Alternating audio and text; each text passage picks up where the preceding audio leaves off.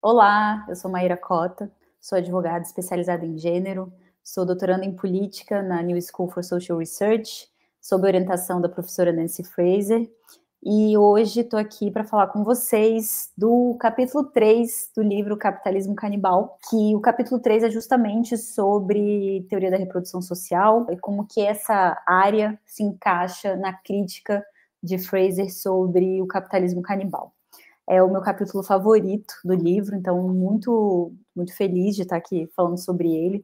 Acho que é o tema mais urgente que precisamos enfrentar, assim, como militância, como acadêmicos, dentro dessa linha da praxis, né, da produção crítica para a transformação social. De fato, a reprodução é um nó importantíssimo, né, envolve gênero, envolve produção capitalista, onde a gente amarra, né, essas estruturas de opressão e privilégio que organizam assim, né, o nosso dia a dia. Então, acho super central e importante a gente estar aqui. Então, vou começar. Eu queria começar falando um pouco sobre o capitalismo em si, né? Porque o título do livro inteiro, né, a obra é Capitalismo Canibal. Capitalismo é um termo que antes, né, se a gente voltar assim uns 10 anos, especialmente no Norte Atlântico, não é muito o caso nosso aqui na América Latina, que a gente já há muito tempo trabalhava com a categoria de capitalismo, mas no Norte Atlântico, né, Estados Unidos, Europa, o termo era mais raro de se ver dentro da teoria crítica, fora dos círculos marxistas, né, obviamente. E ele retomou com força hoje o centro dos debates contemporâneos, né? A gente tem crítica do capitalismo feita pelo FMI, pela ONU, né, por instituições muito importantes e centrais ao próprio sistema que hoje estão aí formulando essas críticas. E a Nancy Fraser, ela já há muito tempo, né, fala sobre esse retorno da categoria do capitalismo dentro da crítica da teoria política.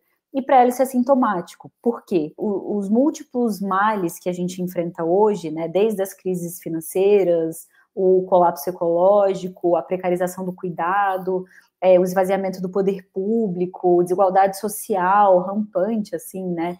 Tudo isso tem uma raiz comum, que é o capitalismo.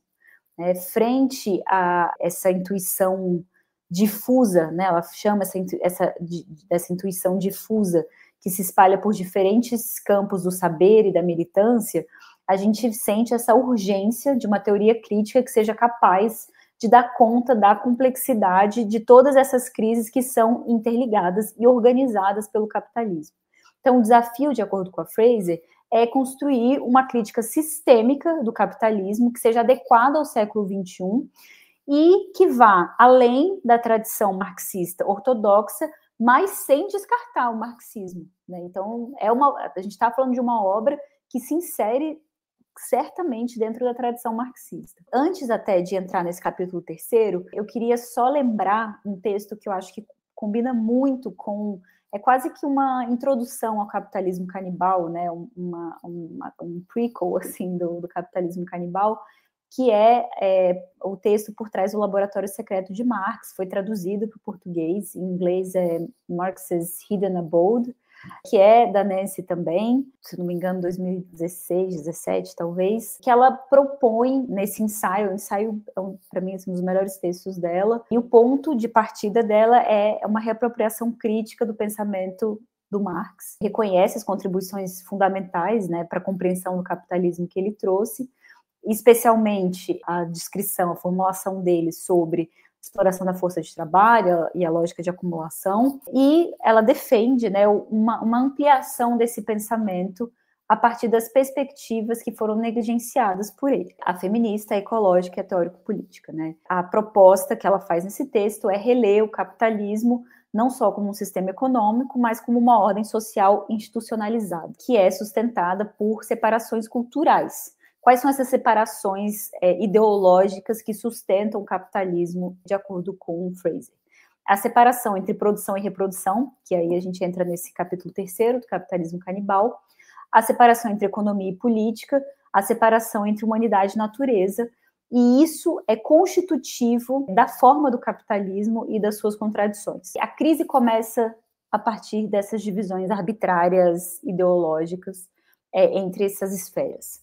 E aí, para desenvolver esse argumento, a Fraser vai reconstituindo essas 4 características centrais do capitalismo que foram identificadas por Marx, né? Então, a primeira delas, obviamente, propriedade privada dos meios de produção, que vai instituir essa divisão de classes entre os proprietários e os despossuídos. Tem dessa divisão, né, que resulta a expropriação das populações que antes tinham acesso à terra, ao trabalho, aos meios de subsistência, são os expropriados.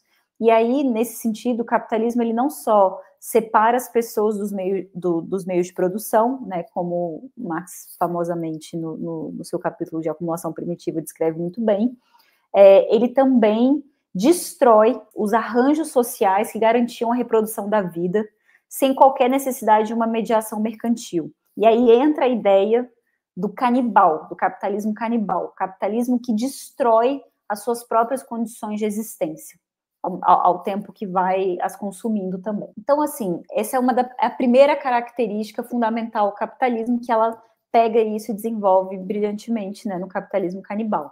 Só para a gente passar rapidamente, porque é importante também, a Fraser é uma autora que tem um pensamento sistêmico, né, então é super importante para a gente dar conta dessa dimensão estrutural mesmo, da forma como ela vê e ela interliga todas essas esferas, né? Então, as outras características do capitalismo com as quais ela trabalha, que estão ali inerentes a essa crise, é o chamado, né, mercado de trabalho livre, né, bem entre aspas, que é uma instituição historicamente anômala, né? Ela tem um tempo específico e profundamente contraditória. Né, os trabalhadores eles são formalmente livres, não estão presos por relação de servidão, por relação de escravidão, mas eles são compelidos a vender a sua força de trabalho. Né? Essa é uma grande contradição do sistema que a gente vive, justamente porque eles foram privados do acesso direto aos meios de vida, aos meios da produção da sua subsistência. Então, uma liberdade negativa, né, que na prática ela vai se concretizar numa dependência estrutural do mercado. Essa característica gera a própria crise do capitalismo. E a terceira característica é esse impulso do capitalismo a essa autoexpansão do valor, né? Que já Marx descreve muito bem, né? O capitalismo ele é como se fosse um sujeito automatizado que busca a sua própria multiplicação e relega nesse processo a satisfação das necessidades humanas um papel secundário, né? Então a gente não pensa no que a gente precisa produzir para satisfazer as nossas necessidades. É um sistema que vai pensando só na sua autoexpansão e na sua necessidade de se reproduzir automaticamente. Então, esse imperativo de acumulação constante produz uma lógica que é sistêmica e que domina a vida social e molda as instituições, inclusive aquelas que não são diretamente econômicas. É uma lógica que entra nas brechas de todas as nossas relações sociais, não só aquelas econômicas. E aí, por fim, a quarta característica que a Fraser vai pegar do Marx para trabalhar, para desenvolver, é o papel central dos mercados na alocação dos recursos produtivos e na determinação do excedente social. Né? Então, em sociedades capitalistas, os mercados que decidem como é que a gente vai utilizar as energias coletivas disponíveis, inclusive no que diz respeito ao equilíbrio entre trabalho, lazer, vida comunitária, relação com a natureza, tudo. Né? Então, isso significa que as escolhas que deveriam ser profundamente políticas, escolhas de vida, né, coletiva, como a organização da vida social, o cuidado das crianças, a preservação do meio ambiente, isso fica delegado a mecanismos de mercado que são voltados a essa maximização do valor monetário.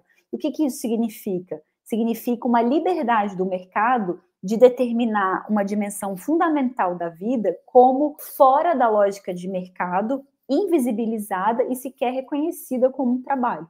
Então, é por meio dessa lógica que o capitalismo consegue relegar uma esfera privada uma dimensão fundamental da vida, que é o cuidado.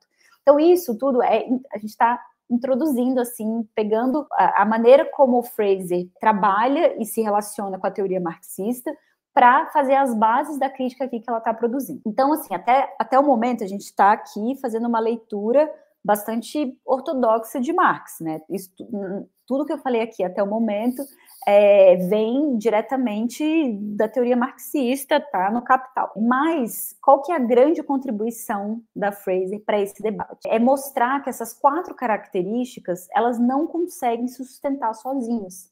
Né, assim, o mercado livre, essa autoexpansão do valor, o mercado como protagonista da alocação de trabalho, a separação, a criação da propriedade privada, né, essas 4 características, elas não se sustentam sem toda uma estrutura por trás. E qual que é essa estrutura? É isso que ela está querendo mostrar. As condições de fundo para o capitalismo existir. Né, esses domínios não mercantis, não visibilizados como econômicos, que tornam possível a produção capitalista.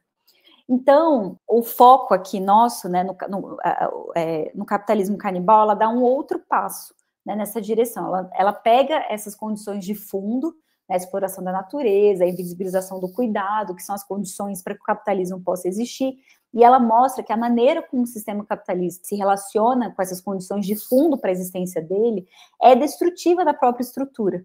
Né? Então, por isso que é um sistema que está sempre sendo levado a crises. Então, vamos falar da reprodução social, que é capítulo 3, que é o foco aqui nosso hoje.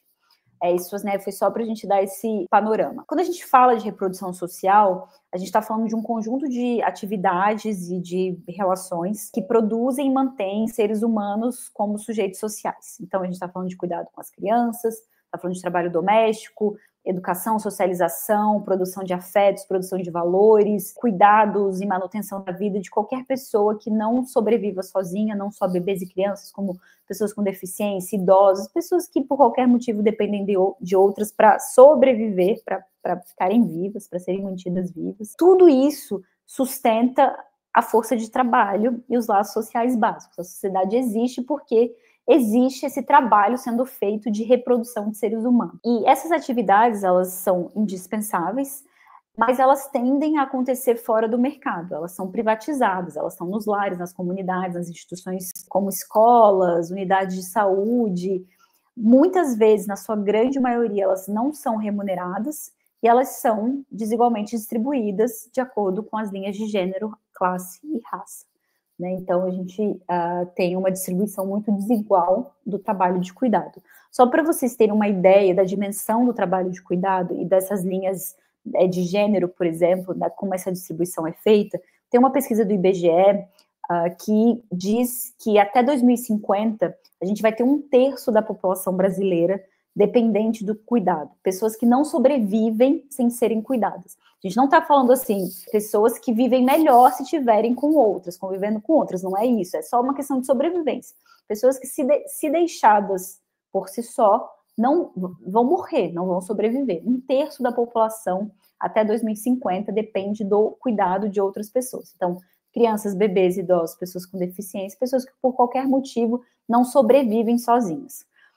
Hoje, no Brasil, essa pesquisa acho que é de 2022, então, assim, né, é bem o momento que a gente está. A gente tem um quadro em que 90% de todo o trabalho de cuidado feito no Brasil é feito informalmente dentro das famílias, ou seja, é feito sem remuneração, sem reconhecimento de que é trabalho. Desses 90%, 80% é feito por mulheres. Então, a gente tem aí, até 2050, a gente vai ter 1/3 da população brasileira dependente, basicamente, do cuidado invisível, precarizado, feito por mulheres dentro das famílias, né, sem o reconhecimento. Aqui a gente não está falando do trabalho de cuidado formalmente reconhecido como tal e remunerado. Então, só para a gente ter uma ideia do tamanho desse trabalho que a gente está falando, o que é a reprodução da vida e a dimensão de energia e de trabalho mesmo que precisa. Então, a Nancy Fraser vai argumentar que a separação entre produção, né, que é essa esfera que é vista como trabalho remunerado, gerador de valor, e reprodução, que é associado ao cuidado, à família, ao âmbito privado, ao âmbito doméstico, é uma construção histórica do capitalismo, né? Nem sempre foi assim, nem sempre precisa ser assim. E essa separação foi marcada desde o início por uma divisão de gênero que atribuiu às mulheres a responsabilidade pela reprodução e aos homens o lugar da produção formal. Então, diferentemente de sociedades anteriores ou outros arranjos sociais possíveis, onde o trabalho das mulheres pode ter um valor público de reconhecimento social, o capitalismo privatizou e invisibilizou, subordinando quem realiza esse trabalho. E aí, como resultado, o trabalho reprodutivo, ainda que essencial, aparece como um não trabalho. E isso legitima a sua desvalorização no sistema. E aí, essa divisão entre produção e reprodução, ela não é estática, isso é um ponto importante. Ela muda conforme o regime de acumulação. Esse é um ponto super sutil, mas importantíssimo na teoria da Fraser. Por quê? No Fordismo do século XX, por exemplo, parte da reprodução ela foi institucionalizada sob a forma de serviços públicos. Saúde, educação, previdência, o estado do bem-estar. Ainda que a domesticidade feminina continuasse a ser central ali para sustentar aquele arranjo.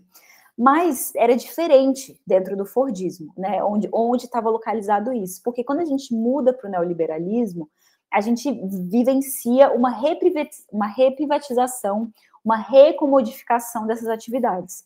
O cuidado, ele é transferido para o mercado. Creche privada, cuidadores precarizados, mais privados, que você contrata, babás, cuidadores, enfim. Ao mesmo tempo que o Estado se retrai e as mulheres entram massivamente no mercado de trabalho. Muitas vezes, né, em posições de baixa remuneração, mais nichadas. O resultado disso é uma crise da reprodução social, certo? Porque os laços que vão sustentar a vida e o trabalho estão sendo corroídos, estão gerando esgotamento, estão gerando precariedade da vida afetiva, colapso comunitário, né? Tudo aquilo que precisava, necessário para sustentar essa dimensão foi sendo canibalizado pelo próprio mercado neoliberal, que foi destruindo essas redes. E aí essa crise, de acordo com a Fraser, e aí que é o ponto para a gente pegar e compreender bem, ela não é um efeito colateral, ela não é só algo que acontece, assim, ela é estrutural do próprio sistema. O capitalismo, ele depende da reprodução social, mas a sua lógica de acumulação tende a destruir a reprodução social. E aí está uma das contradições fundamentais, que não se explica só pela dinâmica interna da produção, mas por essa tensão entre a economia visível e as suas condições de fundo. Então, a chave do argumento da Nancy é a noção de que o capitalismo ele tem que ser entendido como uma ordem social institucionalizada e não só como um sistema econômico. Porque se a gente olha só para o econômico, a gente não consegue ter a visibilidade dessas condições estruturantes para sustentá-lo. E essa ordem, ela se sustenta nessas separações. Então, a gente tem que deslocar o nosso olhar, né, o foco das lutas de classe, que são exclusivamente na produção, né, para aquilo que ela chama da luta sobre essas fronteiras, esses limites entre o econômico e o não econômico. São os conflitos que eles vão acontecendo às margens, ali nas bordas dos domínios sociais, na fronteira entre o econômico e o político, entre o mercado e o cuidado, entre a produção e a ecologia. Então, assim, a luta contra a mercantilização da educação, por exemplo, não é somente uma luta por direitos sociais, ela é uma luta anticapitalista, né? Ela está nessa lógica estrutural do anticapitalismo. Porque ela é uma luta contra a tendência capitalista de invadir o domínio da reprodução com a lógica de mercadoria. E o mesmo vale para as lutas feministas, antirracistas, ambientais, por democracia radical. Todas elas vão contestar esses limites estruturantes da ordem capitalista. Todas elas vão explorar essa tendência de crise do sistema que vai se canibalizando. E aí, por que ela fala do capitalismo canibal? Nesse capítulo que ela dedica à reprodução social do capitalismo canibal, ela começa com essa imagem provocadora, né, de uma ordem social canibal, uma metáfora que ela não é só retórica, ela está condensando essa crítica que ela vem construindo já há alguns anos na sua teoria política, que o capitalismo devora sistematicamente as bases sociais, econômicas e políticas que sustentam esse sistema. E aí, em vez da gente falar apenas da exploração do trabalho assalariado dentro da fábrica, dentro do escritório, o capitalismo ele não está só explorando esse trabalho, né? Não é só essa relação de trabalho que ele está explorando, ele está consumindo o cuidado, o tempo, os corpos, a saúde mental, as relações, os afetos, que torna esse trabalho possível. Então, o capitalismo, ao fim e ao cabo, está consumindo a própria vida. Por isso que ele é canibal. Né? Por isso que ela escolhe esse termo canibal. Porque é um sistema que destrói e devora suas próprias condições de possibilidade. Ele precisa dessas redes, ele precisa dessas estruturas de reprodução da vida para se manter. Mas ele vai consumindo isso, vai devorando isso e vai impedindo que essas condições sejam mantidas. Né? A reprodução social, ela é absolutamente indispensável para a existência da produção capitalista. Né? Sem ela não tem trabalhador, não tem gente, acaba o mundo. Né? Sem ela não tem humanidade. Mas o capitalismo não remunera, não protege, não reconhece esse trabalho como trabalho, né? Ao contrário, assim, sistematicamente ele vai externalizar esse trabalho, ele vai invisibilizar, ele vai precarizar as atividades, né? Sobretudo quando são feitas por mulheres, né? Porque explora essa dimensão do gênero. É a lógica desse capitalismo que devora tudo aquilo que é necessário à vida. E aí entra uma dimensão fundamental que ela começa a explorar dentro do livro, que é a dimensão da família, né, da dona de casa, da mãe de família, desse reino, que até não está citado diretamente, mas tem muito a ver, eu gosto muito de uma formulação do Paul Preciado, que ele diz, né, sobre reprodução assistida. Muitas vezes a gente chama de tratamentos, né, de FIV, enfim, tratamentos para ajudar na reprodução, né? A gente fala que é reprodução assistida, né? Porque você, sei lá, faz um FIV, faz uma fecundação in vitro, uma fertilização in vitro, enfim. Mas o Preciado, ele diz que toda reprodução é assistida. Esse tipo de reprodução, um FIV, é medicalmente assistida. Mas toda reprodução, ela é pelo menos politicamente assistida. Ou seja, ela tem um apoio, um suporte político para acontecer, né? Porque, veja, apesar da precarização desse trabalho, da invisibilização das condições cada vez mais desgastantes, consumidoras do nosso corpo, da nossa saúde mental, da nossa saúde física, do nosso lazer, dos nossos laços comunitários, apesar de todo esse canibalismo, as pessoas seguem fazendo trabalho reprodutivo, seguem tendo filhos, seguem reproduzindo a humanidade, né? Então, tem um discurso político, uma dimensão política desse discurso que é muito forte também, né? Até hoje, apesar da gente avançar muito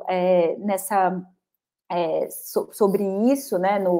A gente já falar muito sobre isso, até hoje, mas assim, até hoje a gente vê mulheres que, quando precisam pensar sobre o tema maternidade, ainda sentem a pressão muito forte, né, pela maternidade. E aí, claro, a gente pode ter uma leitura disso muito restrita, muito vulgar, liberal, né, de pensar nisso como um problema individual, uma pressão individual sobre mim, sobre as minhas escolhas, mas a escolha é minha, a escolha é livre, enfim, essa visão bem do feminismo liberal, né, a crítica liberal a esse tipo de pressão pela maternidade, que não consegue escapar do indivíduo, né, então uma crítica ainda muito pobre, né, assim, politicamente, muito esvaziada politicamente, mas se a gente olha para a dimensão estrutural disso, é um discurso político, né, é um incentivo, é uma ideologia que pressiona para que o capitalismo possa seguir funcionando, possa seguir sendo reproduzido, é a condição fundamental para ele seguir, que a gente tope fazer esse trabalho precarizado, invisibilizado, sem remuneração, que a gente se lasque, perca a nossa saúde, a nossa saúde mental, os nossos laços comunitários, o nosso lazer, o trabalho com o qual a gente se identifica, enfim, né, a gente abre a mão de várias coisas, faz um sacrifício para, em nome de uma, né, assim, sendo alimentadas por uma ideologia muito fincada nessa necessidade de reprodução do capitalismo, a gente abre a mão de muita coisa nessa lógica do sacrifício para a reprodução da vida, para topar a maternidade, por exemplo. E claro, de novo, a gente está fazendo aqui uma crítica sistêmica, né? Isso não é sobre as escolhas individuais de ninguém, cada uma, assim, né? A gente aqui tem uma visão, uma perspectiva marxista de fazer críticas às estruturas, né, ao sistema, não às escolhas individuais. Então não é culpa individual de ninguém que escolhe a maternidade, não é uma crítica a isso, de jeito nenhum. Mas só para a gente entender como tem esse suporte, esse incentivo ideológico, político, né, da reprodução da vida, fundamental ao próprio sistema capitalista. Então, é por isso que a Nancy vai dedicar, né, uma parte desse capítulo à ideia da família e à crítica à ideia da família. Porque a família está no centro da reprodução social na sociedade capitalista moderna. Né? Historicamente, o capitalismo ele institucionalizou uma separação estrutural entre produção econômica e reprodução social, mas que coincide com uma divisão de gênero, né? A produção foi associada ao mercado, ao trabalho assalariado, ao público, ao masculino. A reprodução, ela foi relegada ao lar, ao cuidado não remunerado, ao privado, ao feminino. Só que essa separação, ela não existia da mesma forma nas sociedades pré-capitalistas, né? Se a gente vê contextos agrários, contextos comunitários, o trabalho das mulheres, embora fosse diferenciado, fosse distinto, era socialmente reconhecido, era publicamente visível, né? E com o capitalismo, a reprodução social ela foi totalmente empurrada para a esfera privada, dentro da família, tratada como natural, como o amor ali, né? Uma coisa amorosa, espontânea, foi despolitizada e desvalorizada. E hoje a gente tem essas tentativas liberais de politização e valorização da maternidade, que acaba sendo um reforço, quando perde essa ligação com a estrutura capitalista, acaba sendo algo muito limitado, né? Acaba sendo uma crítica muito limitada para que a gente tenha avanços concretos e reais, né? Acaba sendo uma crítica que atende basicamente mulheres da elite econômica, mulheres que têm mais acesso a recursos para poder recursos econômicos para poder lidar com essas demandas de cuidado, por exemplo, né? Eu costumo dar um exemplo que eu acho que para mim mostra bem assim o que é uma crítica marxista, uma crítica não, o que é uma resposta, né, marxista estrutural ao problema do trabalho de cuidado e da reprodução da vida na sociedade que a gente vive, e o que é uma resposta liberal a essa crise. Se a gente olha Alexandra Kollontai, por exemplo, lá em 1917, quando ela lidera, né, quando ela está ali à frente do Soviete de Moscou, uma das primeiras medidas que ela toma é a instalação de creches, lavanderias e cafeterias públicas, né, na cidade. Para atender aos filhos dos trabalhadores. Então, não é só a creche pública, que já é, assim, incrível, né? A gente está em 1917 com esse tipo de discussão, que agora, em 2025, a gente ainda luta por creches públicas, né, para todas as crianças. Mas lavanderia e cafeteria, cantinas públicas também. Então, não é assim, a mulher sai de casa para trabalhar, ela deixa seu filho na creche, ela deixa as roupas sujas, ela recolhe as roupas limpas, ela tem a alimentação ali da família garantida, ela não precisa se preocupar com a comida que está em casa, enfim. Né? Ela tem uma estrutura das atividades necessárias à reprodução da vida que é fornecida pelo Estado, né, que responde a isso estruturalmente. E a gente teve recentemente, assim, né, quando o feminismo agora virou, né, um valor de marketing, um valor ali absorvido, né, pela própria lógica capitalista. Então, várias marcas se utilizam dos valores das lutas feministas, né, para gerar valor próprio. Enfim, a gente tem uma disputa mesmo, né, do feminismo, uma disputa entre a apropriação liberal do feminismo e uma abordagem mais estrutural, marxista, enfim, do feminismo. Isso é uma disputa constante, acho que vai sempre ter, né? Então, e que bom que tem, a gente precisa, acho que é fundamental a gente fazer essa disputa. A Nancy Fraser está, evidentemente, fazendo a disputa pela compreensão marxista mesmo do feminismo, essa resistência à apropriação liberal, né, que acontece mais recentemente, de uns anos para cá. E a resposta liberal, assim, a gente vê um exemplo, né, disso, da crítica à divisão de gênero do trabalho de cuidado, por exemplo, quando a gente vê uma marca de máquina de lavar roupa se vendendo como feminista, porque é uma máquina de lavar roupa tão fácil que até homens conseguem mexer, e isso vai possibilitar uma divisão mais equalitária do trabalho de cuidado em casa. Né? Então, assim, as respostas liberais, elas se focam, como elas são muito focadas no indivíduo, normalmente elas vêm muito na linha de vamos dividir mais o trabalho doméstico, botar os homens para fazer o trabalho doméstico também. E veja, ok, que bom, acho que homens têm que fazer mais o trabalho doméstico, mais o trabalho de cuidado, realmente. Mas se a gente não faz uma crítica estrutural disso, se a gente não politiza a reprodução da vida como um trabalho fundamental ao sistema, a gente vai ter respostas que são só individuais, assim, são respostas que não dão conta do desafio que é, porque como é que uma mãe solteira, por exemplo, vai dividir trabalho com outra pessoa dentro do lar? Assim, e ainda que tenha um casal de família tradicional, heterossexual, tal, que divida perfeitamente o trabalho, mesmo assim a conta não fecha. 2 adultos para cuidar de uma criança, assim, se a gente não tem respostas mais coletivas, a gente não dá conta mesmo de toda a atividade necessária para a reprodução da vida, né? E, assim, a oportunidade de mostrar como a invisibilização desse trabalho é fundamental à sustentação do capitalismo, como o capitalismo ele só consegue acontecer a partir da exploração dessa invisibilidade, é fundamental para a gente empurrar ainda além a crítica, né? Então, esse capitalismo canibal aí que vai destruindo as próprias condições é também uma oportunidade da gente avançar essa crítica, né? Então, assim como Marx mostrou que o capital ele tende a destruir o trabalho do qual ele depende, né, se mostrou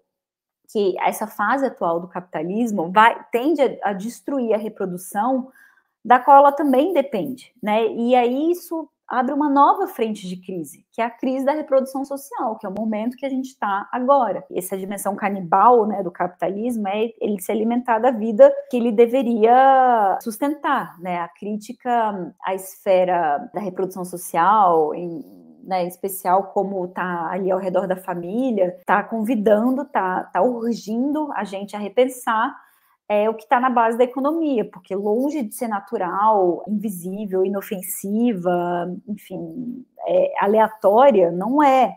Né? A separação entre produção e reprodução é uma estratégia de dominação, né? E a crise hoje, ela também é nossa, né? Uma crise do cuidado, da vida cotidiana, do tempo, dos vínculos, das possibilidades até de imaginar um mundo diferente. Né, o capitalismo do século XXI, o capitalismo que a gente está lidando hoje, ele está em colapso, né? Ele está em colapso sobre as suas próprias bases. E essa crise está muito além da economia, é uma crise profunda da reprodução da vida. É um sistema que precisa do cuidado, que precisa da saúde, da educação, da proteção social para funcionar, mas que está, ao mesmo tempo, precarizando, desvalorizando, destruindo esses pilares. É um sistema que se sustenta consumindo até o total esgotamento dos corpos, dos afetos, do tempo, da saúde das pessoas, especialmente das mulheres trabalhadoras, especialmente das mulheres trabalhadoras racializadas, especialmente das mulheres trabalhadoras racializadas nas periferias da cidade, periferias do mundo. Né? Esse é o sentido, né, do canibalismo que está sendo denunciado aqui pela Fraser. Não só transformando tudo em mercadoria, isso é uma crítica importante para a gente entender que a gente tem essa tendência em falar, né, capitalismo transforma tudo em mercadoria, mas quando a gente olha para o cuidado, por exemplo, é muito útil ao sistema isso não ser comodificado, não virar mercadoria, porque continua sendo explorado, entre aspas, de graça, sem preço, né, sem valor, porque é invisibilizado. E aí não é só a economia que entra em crise quando a gente vive isso, é a própria sociedade que está adoecida, com esses vínculos rompidos, com as famílias colapsando, com as mulheres sobrecarregadas dentro das famílias, mas também é importante pensar que a gente tem caminhos, tem saídas para isso, né? A superação da crise, ela não passa, só reformas pontuais não vão dar conta de responder a essa crise. Ela exige uma reconstrução muito profunda, uma revolução mesmo. Ela passa necessariamente pela compreensão de que a reprodução da vida, ela não é um problema privado, ela não é uma responsabilidade individual. Ela é uma tarefa coletiva, uma tarefa que exige respostas de Estado, né? E que o cuidado, ele precisa sair da sombra, da invisibilidade e está no centro da política. Não tem jeito, é a pauta mais urgente que a gente precisa dar conta, é responder às demandas do cuidado, né? E por isso que a gente precisa, e a Fraser fala muito sobre isso, eu acho que é a bandeira mais central que a gente tem, assim mesmo, urgente, que precisávamos, assim, estar na rua com ela, é a desprivatização da reprodução social, né? Assim, tirar o cuidado do isolamento da casa, da lógica de sacrifício, da privatização dentro da família, garantir que saúde, que educação, a alimentação, tempo livre, bem-estar, não estejam sendo tratados dentro da lógica mercantilizadora, né, mas sejam vistos assim como direitos, né, o reconhecimento, a valorização, a redistribuição do trabalho de cuidado, não só entre os gêneros, entre as classes, entre as instituições, institucionalizar a responsabilidade pelo cuidado, né, e reorganizar a vida social com base nesse compromisso em comum com o cuidado. Então, assim, no fundo, não é um chamado só teórico, né? Isso a Nancy consegue traduzir bem, assim, formular a teoria, né, que dá o suporte para essas nossas ações, mas, no fundo, isso já vem sendo essa pauta, né, essa militância, essa urgência já vem sendo feita, né, por mulheres diariamente, né, gente? Assim, são milhões de mulheres que cuidam sem esse apoio. Tem movimentos populares que constroem cozinhas solidárias, creches comunitárias, hortas coletivas. A gente tem modelos de cooperativas de mulheres produzindo, cuidando da reprodução da vida, modelos de funcionamento mesmo, de comunidades em que a produção e a reprodução estão juntas, não são jamais separadas. São atividades ali que acontecem no mesmo espaço, feitas pelas mesmas pessoas, igualmente reconhecidas, e assim, unir, né, as políticas públicas de cuidado, de justiça climática, de democracia, enfim, tudo isso nessa luta anticapitalista. Cada luta dessas também é uma crítica concreta ao canibalismo do capital, né? Então, afirmar que o cuidado é um ato político, colocar a reprodução da vida no centro, né, da nossa luta, é fundamental, porque nenhuma sociedade vai conseguir sustentar devorando aquilo que está sustentando ela, né? Então, a gente também não quer só ficar sobrevivendo, a gente quer uma vida plena, né? Uma vida com saúde, com laços afetivos, com tempo, com escolhas, né? Então, a dignidade, com tempo, afeto, justiça, tudo isso é fundamental. E isso passa necessariamente por desprivatizar a reprodução da vida, né? Essa é a chave da luta política que a Nancy está propondo e que é fundamental que seja levada à frente, entendendo que a gente está hoje num modelo que está se canibalizando, que está destruindo as suas próprias condições de existência, e essa destruição passa também pela destruição da nossa saúde, do nosso tempo, da corrosão dos nossos laços de afeto. Então, a crítica ao capitalismo canibal em relação à reprodução, ao trabalho reprodutivo, à reprodução da vida, é urgente, fundamental e organizadora de lutas que, de fato, organizam a nossa resistência a esse sistema. Muito obrigada, espero que tenha ajudado aí na leitura e convido também vocês a assistirem as outras aulas dos outros capítulos, porque esse livro realmente é muito especial, está traduzido para o português, a minha versão é em inglês, mas está traduzido para o português também numa edição excelente, e é uma leitura realmente muito urgente, muito necessária. Obrigada.